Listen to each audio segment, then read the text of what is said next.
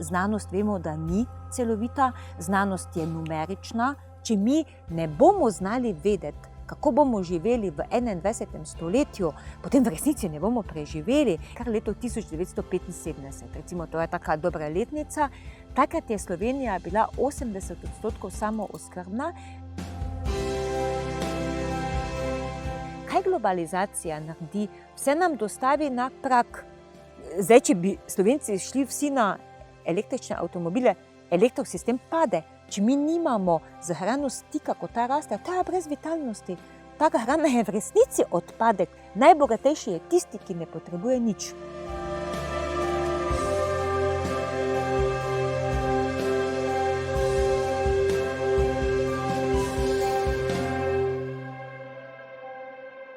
Ana Vovk, začniva tale najin pogovor s perspektive dveh orlic. Z veseljem. Z perspektive, kjer pride kompleksno znanje resnično do izraza. Ste znanstvenica kar z 2 doktoratoma iz regionalne geografije ter varstva okolja.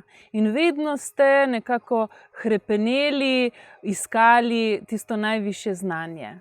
Ja, še danes mi je cilj biti v kontaktu z znanjem, kajti vseeno v znanstveni sferi je vključenih zelo veliko ljudi različnega izvora in je nujno imeti podatke, informacije, zato da se lahko odločaš. Ko sem bila mlajša, v času študija, sem si vedno povedala in to tudi dosegla, najvišje možne nazive, torej 2 doktorata, enega z varstva okolja, drugega z pokrajinske ekologije, zato da bi čim lažje tudi po tej tako neceloviti poti, znanost vemo, da ni celovita, znanost je numerična, znanost zna izmeriti, izračunati, nima pa duše. V znanosti duša ni dovoljena.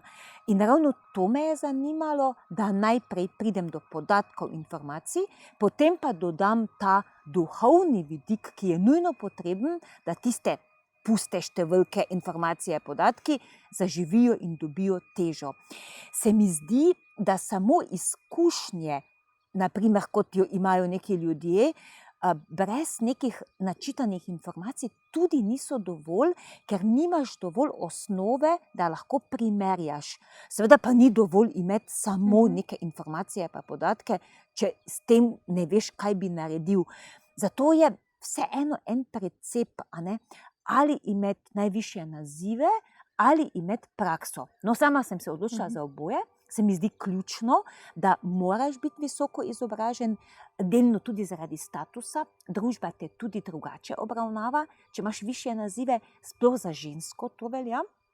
Tako da na eni strani, tudi poziv vsem iti po znanstveni poti in ne pozabiti na realno življenje.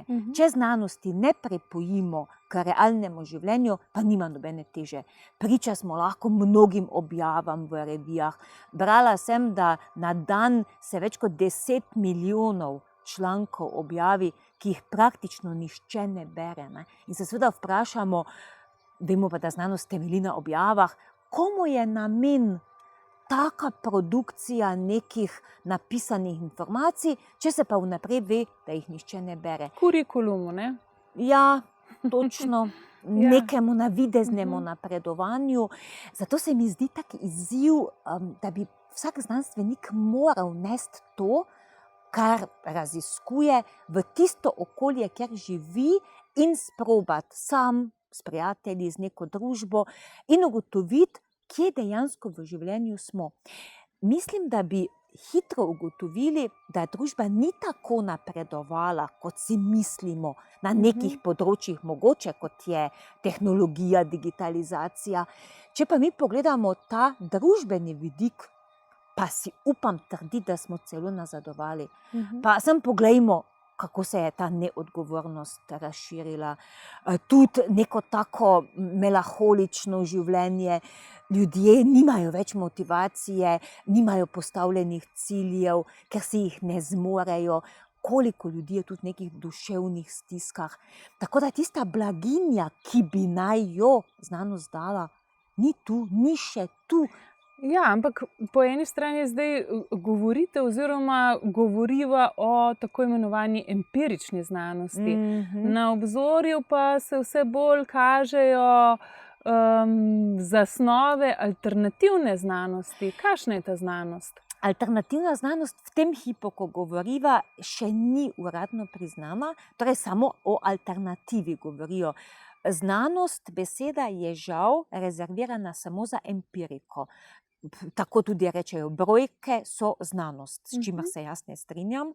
Tako da bomo mogli še delati, da bo tudi ta alternativni način, ki se pa kaže, da je dosti bolj holističen, da prinaša realne spremembe v Da načinu vključuje življenja. tisto, kar je možno in verjetno, kar pa ni nujno empirično dokazljivo. Dosti kdaj ne. Samo poglejmo naravo okoli sebe. Narava nima računalnika pa kalkulatorja, narava nič ne računa.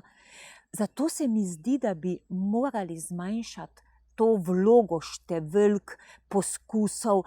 Mene tudi zelo moti, ne? Vedno, ko je kot reklama, zdaj bo pa nekaj znanstveno, je vedno neki človek z zaščitnimi očali in z neko epruveto. Pa kaj je res samo to znanost, ne? Tako da o tej alternativni znanosti, ki bi mogli že govoriti, se še bistveno premalo jo vključuje, pa se ji ne daje statusa. Mislim pa, da sedanji čas ravno to kaže, da bo nujno potrebno pripojiti k sedanji znanosti ta drugačen način razmišljanja, ki pa temelji na nekih izkušnjah, ne samo preteklosti, ampak videnju tudi prihodnosti. Zato, ker če mi ne bomo znali vedeti, kako bomo živeli v 21. stoletju, potem v resnici ne bomo preživeli. In to zdaj ni, bi rekli, neko strašenje ljudi ali pa nekaj, včasih rečejo tudi, ja, saj čas prinese svoje. Apokaliptično. Ja, zato, ker vodnih virov zmanjkuje, tiste, ki imamo, so zelo onesnaženi, zemlja je skoraj mrtva, vse težje je pridelati hrano, to se vidi tudi zdaj po Evropi, biodiverziteta zelo upada, ne znamo je več ustaviti z ničemer, različne tegobe ljudi, od raznih bolezni, predvsem psihosomatskih, so vsak dan večje in to že pri otrocih. Tako da tega trenda več ne moremo podpirati. To pa je zdaj že, bi lahko rekli, neodgovorno, če ne bomo nič naredili. Vprašanje naravnih energentov verjetno tudi To je sodi v pa to, posebno. v kompleksno perspektivo, a ne? To je pa posebno vprašanje, kako bomo z energijo. Mi smo zdaj zelo vezani samo na električno energijo. Če se z električno energijo karkoli zgodi, kar pa se, smo že navajeni, da se, potem nam vsa ta civilizacijska pridobitev nič ne pomaga, ker čisto nič ne bomo mogli narediti. Od kod pa bomo dobili energijo, je pa naslednje vprašanje. Zato, ker obnovljivi viri na nek način čakajo, ne? Geotermalna energija v Sloveniji nič ni uporabljena, pa bi jo lahko zelo enostavno. Cela Islandija recimo se ogreva in ima energijo od geotermalne, ki je pod nami in bi jo lahko koristili, ne? No, preden preideva k tem celostnim rešitvam, ne, morda se vrniva nazaj, kaj je področje raziskovanja regionalne geografije? Zdaj, regionalna geografija je specifična za študij geografije. Tisti študentje, ki potem postanejo ali učitelji geografije ali pa magistri geografije, morajo poznati značilnosti ali lokalne pokrajine, torej domačega kraja, občine, ali pa širše, recimo Afrike, Azije. Sama sem se osredotočila na Bližnji in Srednji vzhod, intenzivno z Bahrajnom delam, in pa v Afriki z Senegalom, to je Zahodna Afrika. In če ne poznaš razmer tam, in to je regionalna geografija, poznati vse sestavine, koliko padavin dobijo, kako zemljo imajo, od česa ljudje živijo, kako je z odpadki, kako je bilo v preteklosti tam. Torej, če ne poznaš teh stvari, potem ne moreš svetovati, ne moreš pomagati, kako naj ljudje preživijo danes in v prihodnosti. Recimo, to sta dve taki nasprotji. Zahodna Afrika v celoti je bila odvisna od Francije. Francija je pošiljala do nedavnega pakete hrane in ljudje tam niso bili navajeni pridelovati lastno hrano, tudi zato, ker imajo naravne pogoje zelo omejene, zelo vroče, slaba zemlja. Zdaj jim pa Francija ne pošilja, ker ima ogromno beguncev in Francija tudi vse težje pridela hrano. In zdaj je trend, da se te ljudi nauči pridelati lastno hrano in to je tudi razlog, da se nekako država potem obrne na druge države, v tem primeru se je Senegal na Slovenijo in poslal delegacijo ljudi, ki naj prinesejo zdaj nazaj znanje, kako bodo pridelali lastno hrano v zelo težkih razmerah. Tako da recimo sama ne bi znala svetovati, če ne bi detaljno poznala, kako država izgleda, kakšne vodne vire ima. Zato ker te rešitve, ki jih imamo mi, je treba prilagoditi potem tem okoliščinam. In se mi zdi odgovorno, tisti, ki vseeno imamo neke izkušnje, znanje, da pomagamo tem državam, da jih ne prepustimo. Sama se precej z Senegalom ukvarjam, imela sem že 5 delegacij tu, prejšnji četrtek je bila 6. Ti ljudje niso navajeni delati, zato ker ni bilo potrebno, So pa zelo srčni ljudje, zelo radi sprejemajo informacije, želijo. Bolj prvinski verjetno, ne? Ja, se čuti. Tako da je ena taka tudi meni vedno taki blagoslov z njimi delati, ker čutiš, da to želijo, da jim to nekaj pomeni, da ni nekaj, kar razlagaš samo kot neka informacija. Da končno postanejo samostojni in neodvisni, ne? Točno. In tu potem vidiš, kako je razlika, kot bi jim dal naprimer samo neke podatke, neke številke o zemlji, vodi, ali pa, če jim ti to iz vidika življenja povežeš, kako morajo zemljo pripraviti, kako morajo z rastlinami ravnati, kako potem vse to oni obdelajo, da v kozarce spravijo, da bodo imeli potem za hrano. Tu je ta razlika med klasičnim znanjem, pa znanostjo, pa življenjskim. In se mi zdi, da bo treba iti zelo v to življenjsko znanje z vsemi temi alternativnimi rešitvami, ki so pa že tu, ki jih že živimo. Ja, krasno. Tla, zemlja, prst. To je ena od vaših priljubljenih področji raziskovanja. Ja, to je moje. Ja. To je moje, to sem doktorat delala tudi iz tega.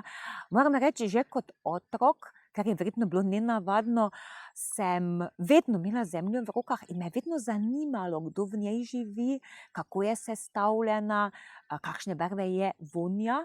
Tako da izgleda, da mi je bila to nekako dana priložnost, da sem lahko že od malega, ker sem pač bila na kmetiji doma, imela stik to, potem pa tekom šolanja, od osnovne do srednje šole mi je to bilo vedno samoumevno vse, tako da sem imela geografijo ves čas 5 in to je bil tudi eden od razlogov, da sem šla geografijo potem tudi študirati na diplomsko stopnjo.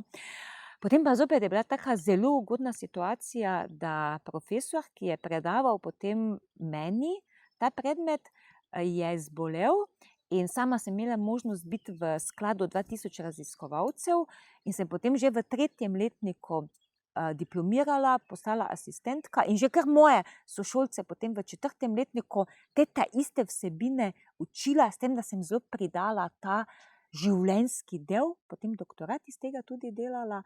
Ja, in zdaj me Slovenija pozna potem, po zemlja, tla, povežejo večinoma z mano, ravno iz tega vidika, ker to ni ostalo na neki kvantifikaciji, ampak zelo povezano z samooskrbo, z spremembo načina življenja, ker če mi želimo, da bomo neko zemljo obdelovali, pa je ta, tako kot tu recimo trda zbita, potem ne moremo klasičnih metod uporabljati. In če mi nekako želimo, da bomo permakulturno živeli, biodinamično, se moramo tudi mi spremeniti. Tako da gre za ene take cikle sprememb, ki se začnejo kazati delno zaradi interesa, recimo ja, bi nekaj pridelala, potem pa zato, ker ti moraš naravo slišati, ti se moraš z njo povezati, še le na tak način lahko dosežeš, da ti bo narava potem lahko vrnila to, da ti bo recimo pridelke dala, da ne bo zahtevala, da bi mogel zdaj zemljo ne vem kaj, ker klasično velja, ja, je treba orati, je treba škropiti, je treba namakati, drugače nič ne bo. Pa ni res. Pa mehanizacija tudi. Seveda, ogromno, ampak iz mojih izkušenj, ki pa so zdaj zasejane že po Sloveniji, pa tudi mednarodno, ugotavljamo, da čim bližje smo naravi, čim bolj jo čutimo in tako delamo, manj jo spreminjamo, boljše zraste, več od nje dobimo, boljše se mi počutimo in svoje poslanstvo uresničujemo. Človek ni bil poslan na zemljo zato, da bo uničil naravne vire, ampak zato, da bo odgovorno z njimi ravnal. In se mi zdi, da bi to mogli bolj vplesti tudi v obvezne študijske programe, v načine izobraževanja. Torej, kaj je naše poslanstvo tu na zemlji? Ne to, kar dela konvencionalno kmetijstvo, da uniči še zadnjega deževnika, pa zadnja živa bitja, ampak zato, da se bomo mi zavedali, da bomo dali priložnost, da bodo vsa ta nešteta živa bitja, ki v zdravi zemlji so, tudi v taki trdi zemlji so, lahko preživela, ker oni nam bodo potem čuvali zemljo, da bomo mi lahko živeli. Ta del, jaz vidim, da v izobraževanju manjka in sama sem si to kar vzela kot priložnost, da te stvari podeljujem naprej in na tem učnem poligonu je to eno izmed pomembnih poslanstev. No, ampak varovanje okolja, to je danes izjemno modna sintagma, ki pa seveda omogoča tudi odprtje nekemu poligonu manipulacije. Ja, žal. Nasploh se je to področje okolja, ekologije zelo zlorabilo. Vzadaj je seveda tudi profit, bi lahko rekli. Ne? Vse, kar je eko, bio, se velikokrat proda pod več faktorjem cene, ker ljudje, ki so zboleli za raznimi boleznimi, ne smejo uživati kemizirane hrane, ki dejansko ni hrana, ampak je strup za bolano telo. In tu se je Odpadek seveda... v plastični embalaži ste nekje zelo Ja, tako ja, to lahko decentno rekli. ponovim, kar ponovim. To, kar se prodaja v klasičnih trgovinah kot pridelana hrana na konvencionalni način, je dejansko odpadek. Ta hrana je zavita dodatno v plastiko še, da se ji podaljša ta doba obstanka, ker je od znotraj še potem preparirana, ampak to ni za naše telo. Za naše telo je hrana, ki jo takoj odvzamemo z narave, ali pa par ur, pa rečemo kaki dan, ne pa to, kar se cel teden kotali iz tržnic, ker je to ostalo. Najslabši pogoji pridelave, to so rastlinjaki v Španiji, v Italiji. Je bila tudi dobra reportaža, Grenki sadeži Evrope, posneta, ki kažejo, kako zelo uničujoče ljudi tam, iz Bangladeša, iz Vietnama, zasužnjijo, da delajo med temi kemikalijami. In to naj bi zdaj Evropejci jedli, zato ker so ti ljudje tam dejansko zbolijo, ko to jedo. Ampak če se vrnemo k najini temi, če mi ne spoštujemo zemlje, zemlja je sveta, zemlja nam je bila dana zato, da bomo lahko z njo preživeli, jo učuvali. Če mi tega poslanstva ne uresničimo in uporabljamo razna škropiva, gnojila, to, kar to okolje proizvaja, pod tem, da je potem to ekološko, biološko, hočejo velikokrat skriti, to moramo vedeti, ne? Zato je to varovanje okolja lahko tudi nevarno, če se ne spoznamo bolj na to, ker recimo tudi ekološko kmetijstvo lahko 13 različnih substanc uporabi, ne? Pa vemo, da ni potrebno tega, biodinamika je drugačna. Zato moramo biti pazljivi, da ni že napisano, da je nekaj kot varovanje okolja, v resnici varovanje okolja. Kaj šele, če gledamo tehnologijo, recimo električni avtomobili, se to piše pa govori, so zdaj prispevek k varovanju okolja. Kaj pa surovine, ki tako redke surovine porabijo, kaj pa elektrika? Zdaj, če bi Slovenci šli vsi na električne avtomobile, elektrosistem pade. To nam povedo vsi ti, ki se z energijo ukvarjajo. Ne? Torej velja polemizirati o tako imenovanih trajnostnih rešitvah. Zelo, ker vse tiste, ki so vezane samo na en vir, to je na elektriko, niso trajnostne. Kaj šele tiste, ki zahtevajo zelo veliko virov, recimo proizvodnja vzamemo kar električne avtomobile ali pa solarne sisteme. Tudi solarni sistemi niso trajnostni.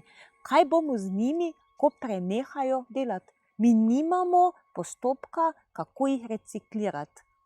Enako je z atomsko energijo. Ne? Kaj za temi ostanki? Dokler nimamo zaključenega celega kroga, od takrat, ko smo nekaj naredili, pa kaj bomo s tem, ko to več ne bo delovalo, ni upravičeno, da govorimo o trajnostnih rešitvah. Trajnostne so samo tiste, ki vključujejo to krožno gospodarjenje, ko je vse za nekaj uporabno. Torej, ko ni odpadka. In v mnogih proizvodnjah teh tehnoloških je zelo veliko, lahko rečemo, toksičnih, življenjsko nevarnih odpadkov, za katere se ne ve, kaj bomo z njimi. In jaz se včasih res sprašujem, kaj človek misli, da živi samo par let. Sej treba gledati 50-100 let naprej, ne samo zdaj, kako bomo mi najboljše živeli. In če bi pogledali pod to optiko, potem bi videli, koliko različnih stropenih snovi se proizvaja, že zato, da se hrana podaljšuje življenjska doba na policah. Ne? In vse to gre potem v zemljo, vse to ostane v ozračju, vse to dihamo, ogromno kemikalij, ki ne razpadejo. Vse to ostaja okoli nas, zato se ne bomo smeli čuditi, če bojo se pojavile še nove bolezni, še novi zapleti pri zdravljenju ljudi. Vse to smo si sami naredili. To je vse posledica tega načina življenja. Kje je Slovenija pri vsem tem? Ne? Spomnim se podatka, kako samooskrbni smo bili ob začetku oziroma začetku osamosvojitve in kako je tudi ta odstotek kar drastično padel z eno, lahko rečemo, izjemno zablodo, ki se ji reče globalizacija. Ja, žal, vzamem kar leto 1975, recimo, to je taka dobra letnica. Takrat je Slovenija bila 80% samooskrbna, imeli smo svoje podjetja, živilska, tekstilna, imeli smo predelovalne obrate, delovale so mreže za odvzem, odkup pridelkov od kmetov in to smo Slovenci potem tudi tu doma pojedli, ni bilo globalizacije. Potem naslednjih 20 let pa je vse začelo propadati, vmes je bil samo kapital tisti in kapital za posameznike, ni družba dvignila blaginje življenja, ampak samo posamezniki, ki so potem ta podjetja spretno prodali, za seveda svoj profit, uradno so ta podjetja propadla, zato da se je ta globalizacija začela, da se proizvaja v posameznih državah z slabo plačano delovno silo, z pretiranim izkoriščanjem naravnih virov in na drugi strani z ljudmi, ki naj ne bi nič delali. Kaj globalizacija naredi? Vse nam dostavi na prak.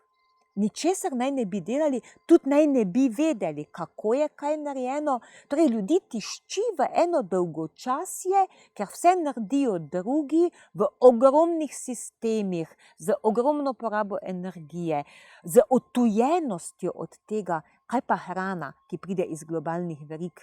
Kdo je z to hrano imel stik? Če mi nimamo z hrano stika, ko ta raste, ta je brez vitalnosti. Taka hrana je v resnici odpadek v plastični embalaži. Mrtva hrana.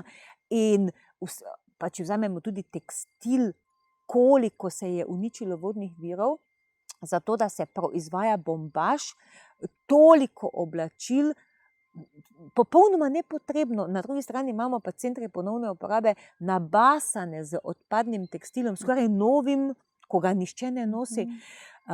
Prihaja čas, morali bi to že narediti, se vprašati, kaj v resnici rabimo.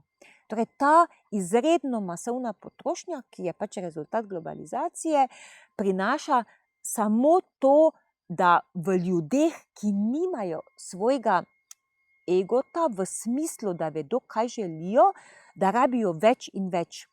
In rabi to in to in to. V resnici pa ne rabiš. Jaz še enkrat ponavljam stavek, najbogatejši je tisti, ki ne potrebuje nič. Na tak način se mi zdi, se da pojasniti, če si ti sam znaš stvari narediti in tudi vemo, da oblačil ne rabimo veliko in tudi hrane mi v resnici ne rabimo veliko, če mi jemo zdravo hrano, torej vitalno, mi lahko pojemo zelo malo in nam bo dala zelo veliko energije. Če pa jemo tisto prazno hrano, tisto bi pa mogli kar jesti in bomo kar lačni. Posledice se pa kažejo potem na telesu, v duhu, v nezmožnosti nekega pravega načina razmišljanja. Tako da mi potrebujemo vsega zelo malo, moramo pa se aktivno vključiti. In to je globalizacija vzela. Globalizacija je to preprečila.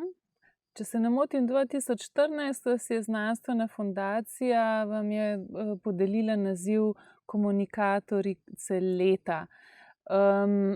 Znani ste kot res zavzeta, strastna zagovornica tega, da znanost ne ostaja izza katedre, ampak da jo prenašate v prakso in jo tudi znate potem predstaviti prepričljivo na podlagi lastne prakse, izkušnje kar najširši javnosti.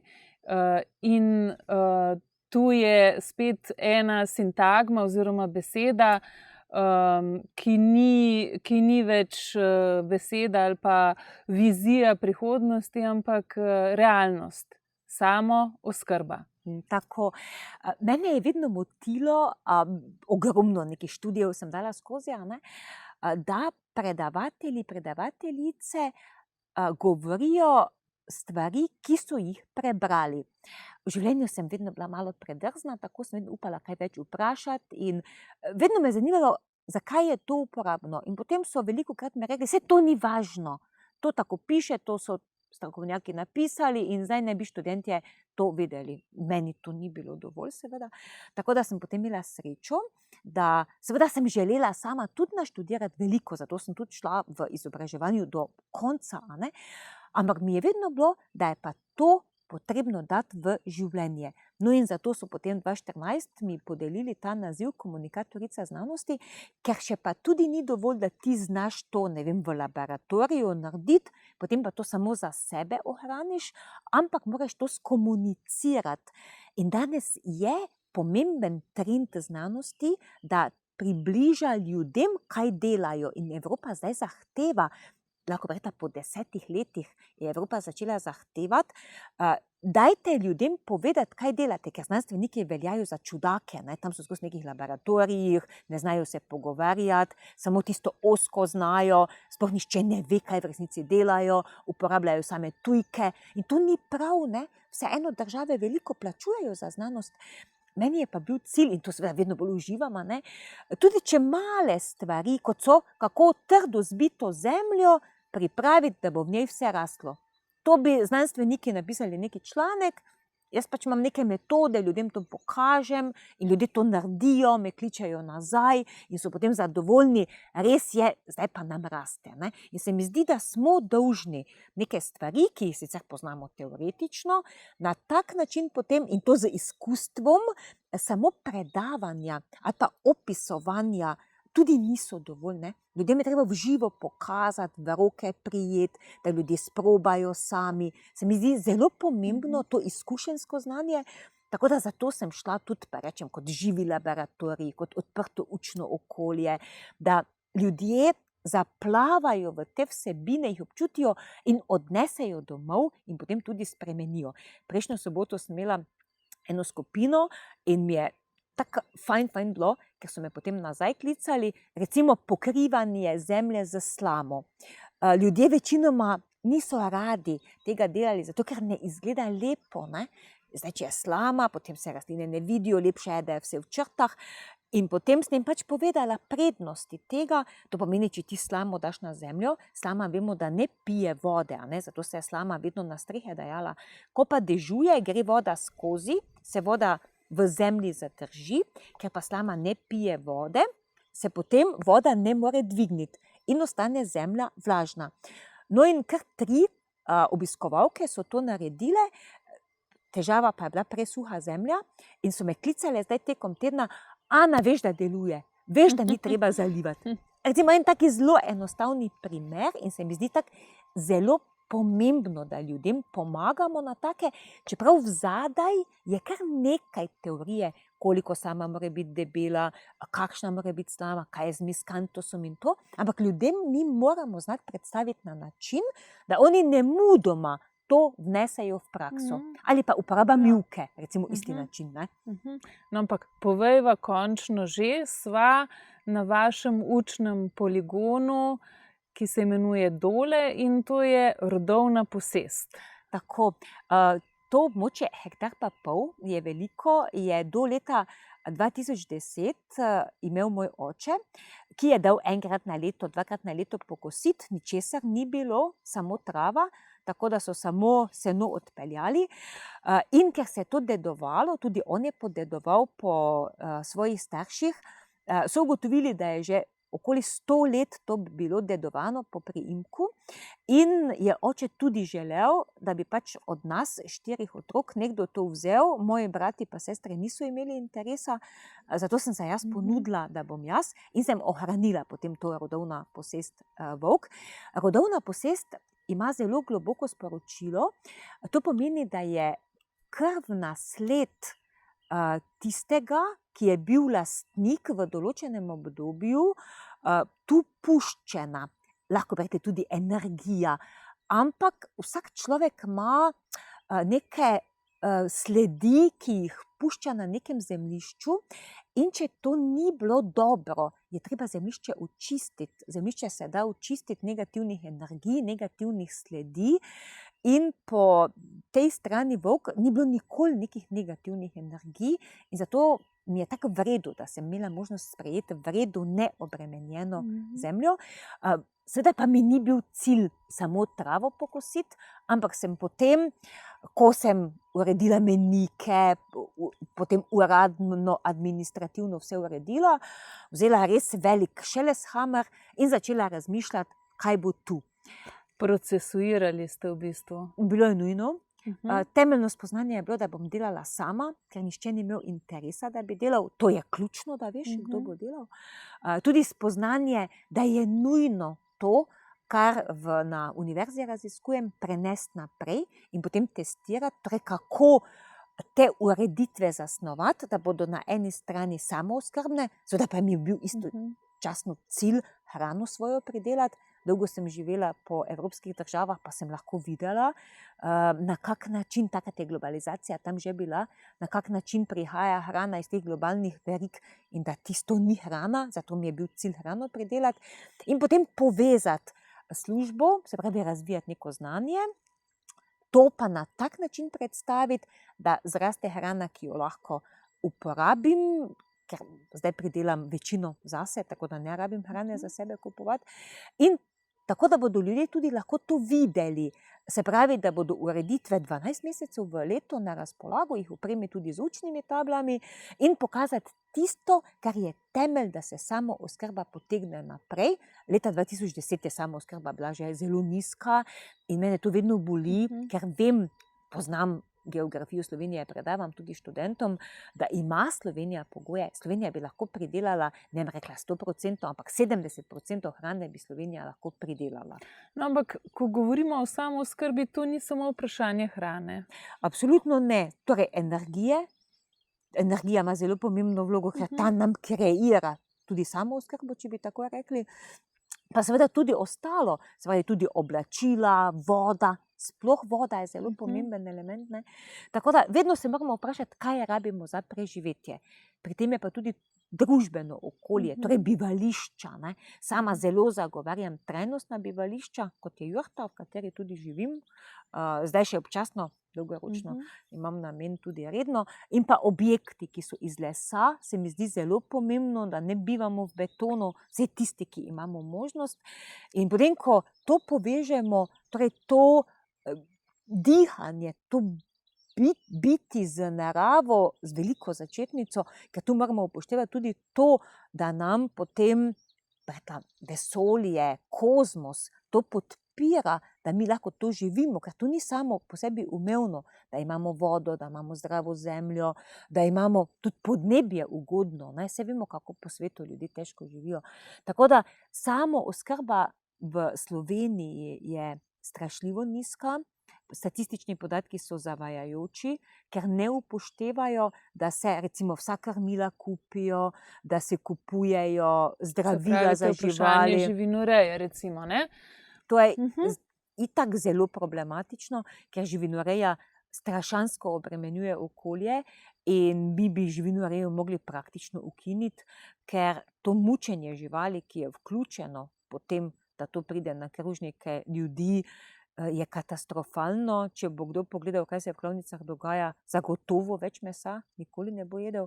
Če se pa vprašamo, pod kakimi pogoji so pa te živali rastle, kaj so jedle, te živali ne jedo pokošenega sena, ampak jedo svežo travo, ki je dodane razne komponente, tudi soli, da to obstane. Potem so te živali zelo žejne, zato pijejo, zato so po tej hrani potem napihnjene, veliko bolj težke in zato je njihovo meso tudi tako porozno. Če bi gledali v Sloveniji te živali, ki jih pridelujejo, pa vzamemo ekološke, ki vseeno imajo zunanjo pašo, pa vseeno se več gibajo kot pa recimo klasične, je naslednji paradoks ta, da to ne ostane potem v Sloveniji, ampak to meso gre na Bližnji in Srednji vzhod. Recimo Libanon pokupi ogromno mesa od Slovenije, Slovenija pa potem kupuje iz Madžarske in iz Poljske najcenejše in seveda najslabše meso, ki ga pa potem Slovenci jedo. Ne? No, ampak kako pa to, da potem slovensko ministrstvo za kmetijstvo pa že nekaj let zelo vztrajno promovira sveže, lokalno, zdravo? Sej tudi za ostale, tudi za zelenjavo pa ostalo sadje, lahko to slišimo. To iz tega vidika, ker so subvencije, slovensko kmetijstvo, če odvzamete subvencije, v trenutku pade. Torej, slovensko kmetijstvo ni prilagojeno gojenju, ali je to zdaj živinoreja, ali je to sadjarstvo, ali je to zelenjava, ni prilagojeno gojenju na naravnih razmerah, ampak je vse subvencionirano. Kar v resnici se vprašamo, zakaj, saj ne nazadnje kmetje to prodajo. Tako da subvencije so ena potuha, ki omogoča, da ljudje po liniji najmanjšega odpora potem pridelajo, tudi z pesticidi, ki se dobijo čez mejo na enostavni način. Zato, da pa to ne ostane tu, je pa težava ta, ker je prepoceni v Sloveniji. Slovenski kmet dobi na dolgo obdobje plačilo in to zelo nizko, tujina pa plača takoj za bistveno višji denar. Enako je pri mleku. Mi vemo, da zahodna Slovenija vso mleko vozi v Italijo in ne ostane v Sloveniji, zato ker je težava v ceni, tudi za žita je enako. V Sloveniji je zelo veliko posrednikov, ki večino denarja vzamejo, medtem ko pa pridelovalcu skoraj nič ne ostane. In pridelovalec se potem pač odloča, da proda tam. Tako da ta samooskrba je na en način statistično zavajajoča in kaže, gledam te podatke, ki so javno objavljeni, uradni podatki, kot da mi imamo vsega dovolj, nekaj malega nam manjka zelenjave, ostalo bomo preživeli. Pa ni res, mi smo lahko videli, ko se je začelo to obdobje korone, ko ni bilo jasno, kako bo oskrba potekala, kako je takoj bilo nejasno, ali bo Slovenija imela dovolj hrane ali pa ne. Tudi potem smo se težko zorganizirali, kaj bi sami pridelali, kaj pa ne, zato ker nam manjkajo celostni pridelovalni sistemi. Mi imamo preveč vezano to kmetovanje na klasičen način, pa tudi na površine, ker je istočasno podtalna voda. In potem je vedno vprašanje, čemu bomo dali prednost. Vemo pa na območjih, kjer je podtalnica, ne smemo uporabljati kemikalij, kaj šele graditi, ker je zdaj ta zakon o vodah hotel sprejeti. In to kaže, da nekako ni razdeljena odgovornost, tudi ne pri ministrstvu, ne pri Agenciji Republike Slovenije za okolje. Se vprašam čisto obični človek, kako sploh lahko, da sprejmejo neki taki zakon, ki dovoljuje, da bomo mi na območjih, kjer je naša pitna voda in to edina pitna voda, mi nimamo druge pitne vode kot podtalnice. Mi imamo skalne vode zelo malo, deževnice tudi ne zbiramo, da bi jo lahko kot pitno uporabili. Ta je edina. Ne? Kako je mogoče, da smo pripravljeni še to pozidati? Evropske države se pa zelo trudijo, da podzemno vodo očuvajo. Tako da to kaže jaz imam samo ta občutek, en taki nezreli odnos do zemlje, vode, organizmov, do te biodiverzitete, ti pa kreirajo naš obstoj. No, vi pa imate očitno celostne rešitve. Vas kdaj katera komisija, ministrstvo, kakorkoli oddelek, ta ali oni povabi k razvijanju celostnih rešitev? Zdaj, jaz sem že omenila, da sem včasih malo predrzna, jaz se ponudim kar sama. Tako da sem se na Ministrstvo za kmetijstvo ponudila, zato da smo agroekologijo vključili, to je v bistvu permakultura, torej kot neki taki trajnostni način, ki vključuje tudi ekoremediacijo. Zdelo se mi je nujno, da ni pravično, da je subvencionirana samo klasična pridelava, ker vseeno nas je v Sloveniji že veliko, ki pridelujemo na zdrav način, kot je biodinamika tudi, in da tudi taki pristopi morajo imeti možnost subvencioniranja, če je že ta sistem postavljen. Poudarjam pa, da ga ne podpiram, ker se mi zdi, da bi mogli na drugačen način, torej ne z subvencijami, ampak bolj z trgom, ki bi omogočal, da bi se slovenska hrana odkupila, ker nič ne pomaga, če ti pridelaš, potem pa iz globalne trgovine zaradi nizke cene, ljudje vedno gledajo na ceno, je potem tista hrana prej odkupljena, kot pa od slovenskega kmeta. Čeprav zadnja leta zelo spremljam, kmetje na podeželju kar prodajo, ampak ne preko trgovin, ne, ampak preko svojih verig, kar prodajo praktično vse, kar pridelajo. Kar je tudi epidemija oziroma pandemija izjemno spodbudila. Tako da ta proces, kakršnikoli že je pomagal podeželju dati novo vrednost. In to se mi zdi redka stvar, ki je pozitivna, da mesta v bistvu so bolj neko škodo utrpela, sploh recimo tista, ki so bila vezana samo na turizem ali pa na neke take dejavnosti. Medtem ko pa podeželje je s to proizvodnjo hrane pokazalo, da dejansko vzdržuje tudi mesta. In so se zdaj te verige ohranile. Tisti, ki so iz mesta se povezali s podeželjem za oskrbo, so tudi zdaj ostali povezani, ko tudi več ni teh strogih ukrepov pa tega. Tako da, se mi zdi, da vseeno smo na dobri poti, kljub temu, da mogoče še ne kaže se tako na zunaj. Spodbujate samo oskrbne družinske kmetije na osnovi, na podlagi biodinamičnega predelovanja. Ja, mnoge male kmetije so res na razpotju, imajo premalo, da bi klasično pridelovale, tudi neugodni relief. Zato jim je biodinamika, pa agroekologija, torej permakultura. Mogoče, da samo pojasnim pojem permakultura. Gre za to, da pogledamo, kako narava funkcionira. In seveda v naravi vidimo, da vzamemo en travnik, da ni monokulture, da je vse mešano, da rastline rastejo med sabo povezane in v različnem sosledju. Torej ne vse naenkrat, najprej ene, potem druge in potem od rastlinice do ploda in potem do semena.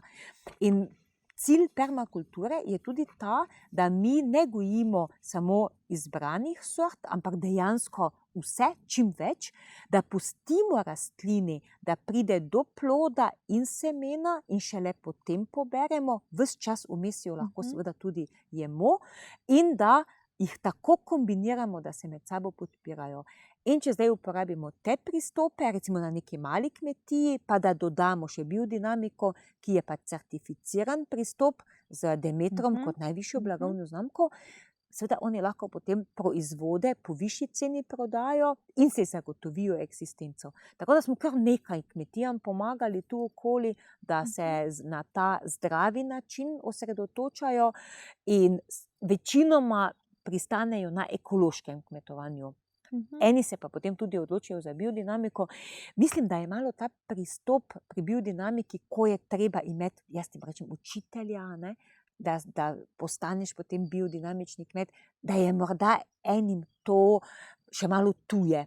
Pri ekološkem kmetijstvu gre pač za neki certificiran postopek, ki si ga pridobijo in vseeno veliko boljše kot pa ne. Tako da v naši regiji so se ljudje kar zainteresirali, tudi zato, ker je proces tekel, recimo že tu na učnem poligonu, velikokrat potrebujem dostavo hrane in absolutno vzamem od ponudnikov, ki imajo zdravo hrano.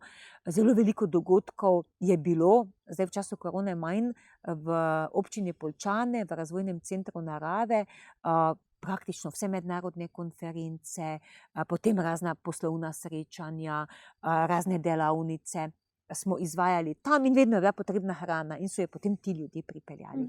Tako da, tako se potem ljudje tudi čutijo koristne in vidijo. In vključene, ne? Tako, ja. In sodelovanje je tista temeljna nit novega sveta, ki ga tkemo. Teče, čutimo. Ni zaman, se mi zdi, da smo določena prijateljstva ali pa povezave zamenjali, zato ker je to bilo nujno. Sodelovanje zahteva več kot pa samo navidezno. In iz tega vidika je potrebno, da bi s tem sodelovanjem res povezali vse skupine, ki imajo neko znanje, ki so pripravljeni deliti svoje izkušnje, in preko sodelovanja se ta špirala veže, nadgrajuje v nova spoznanja, ki jih imamo že sedaj tu. Ja, da bomo hrano mogli drugače pridelati, in veliko nas je, ki jo drugače pridelujemo. Znanje nosimo, posredujemo tudi ministrstvom in se oni tudi odpirajo za to. Recimo tudi ekosistemska kmetija je zdaj kot ena možnost kmetije. Sama imam tu registrirano kot ekosistemsko kmetijo, kar pred kratkim še ni bilo. Tako da se vidi, da se nekaj, kar vlagaš, povežeš ljudi, potem tudi na sistemski ravni pozna. Eno je neko lokalno delovanje, ki je potrebno, velikokrat pa ni dovolj, dokler ne steče do načina, da bom rekla, da tudi država to podpre. Seveda se pa mi ne moremo zanašati, da bo država za nas delala, ne. Država pravzaprav ni nič, ne. Mi moramo sami iti v to, sami moramo biti sposobni videti, kaj rabimo, na kak način bomo živeli, si med sabo tudi pomagati. Jaz veliko dam na to, da si med sabo pomagamo. Pa to ne imenujem prostovoljno delo, ker sama ne zagovarjam prostovoljstva v tem smislu, da bi zdaj nekdo mogel neplačano delo delati, ampak v tem smislu, da zamenjamo, torej neka blagovna menjava, vi imate to, jaz tega nimam, pa potem na tak način si poskušamo pomagati med sabo, ne. Najlepša hvala, draga Ana, za vaše gostoljubje, za ves pretok znanja, ki ga tako velikodušno delite. Sledimo vam lahko na Googlu pod Ana Vovk in se beremo in nadaljujemo. Tako je. Srečno! Enako, srečno, hvala lepa.